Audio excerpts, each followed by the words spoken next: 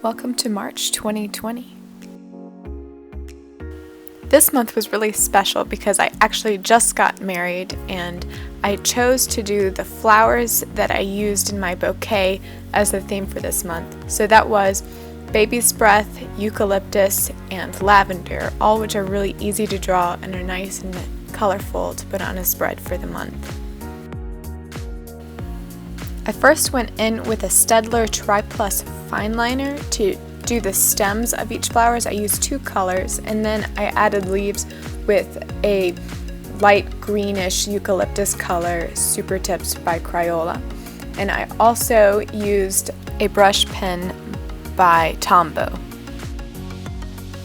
To make the little baby's breaths, I just used my regular Micron Fineliner and just did little circles that I connected to the stems and kind of left that floating, kind of like how baby's breath looks like a floating circle around the rest of the flowers in the bouquet.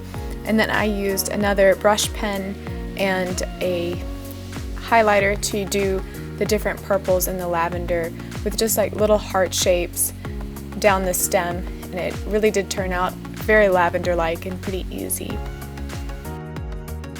To add depth to the page, I darkened the bottom leaves in a darker eucalyptus color and then put little shadows on the bottom of some of the sprigs of eucalyptus. I wanted the calendar to look kind of like a seating chart, so I did circles that are sporadically spaced, kind of like you'd see tables pushed together at the end of a reception. On the bottom, I did a couple sprigs of lavender and eucalyptus and some white roses on the corner, and on the top I used ivy to decorate the top and put a little bit of color. It's so easy to do some squiggles and then fill it in with leaves to give a pop of color and really some movement to the page to keep your eye moving across the top.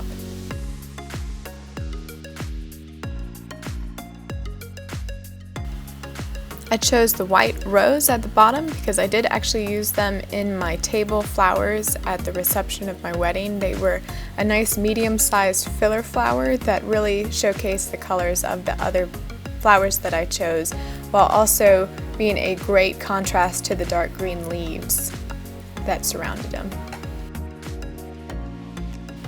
To add a little bit more pop of color, I just used that lavender color on the bottom of each of the circles, which I then went over with just my black pen to do the numbers for the days of the month. For the habits this month, I painstakingly made circles with a compass and a pencil and then went over those the best I could with a pen. It really does make the habit page look really interesting for the month, and I think it is a little easier to keep track of your habits this way because they're all clumped together. But it does take a while, and you gotta make sure that there's enough room for each day of the month, so a little math's involved.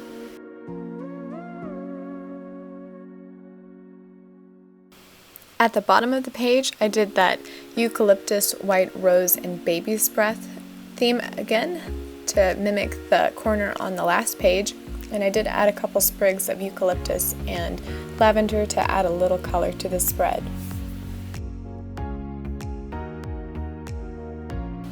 For the mood tracker on the opposite page, I mimicked a flower wall that I had at the wedding, so I did vines of ivy going up the top that I filled in with colorful green leaves, and around it I drew some flowers, some roses and lavender and baby's breath that I would fill in with colors throughout the month to reflect my mood for the day.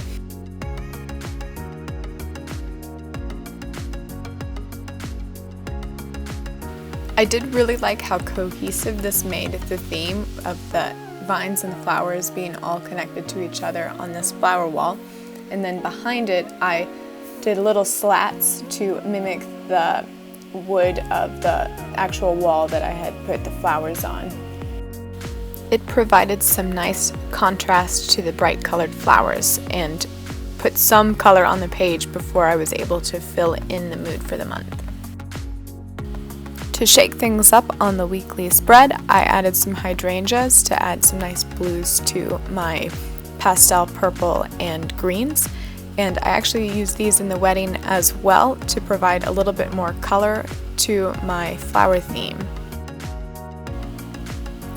March was super busy, so I needed a lot of planning space every week, so I kept the flowers to the corners and the center of the spread and left a lot of space to write notes and plan while keeping a little smaller section to do daily tasks that I needed to check off.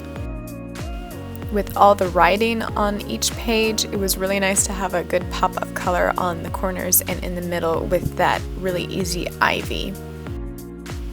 Again, I kept that little planning space kind of small because I had a lot of overarching tasks that I used on kind of like the notes page to the left, and on the daily things I just did bigger tasks that I broke down to the sides in a 5x9 box.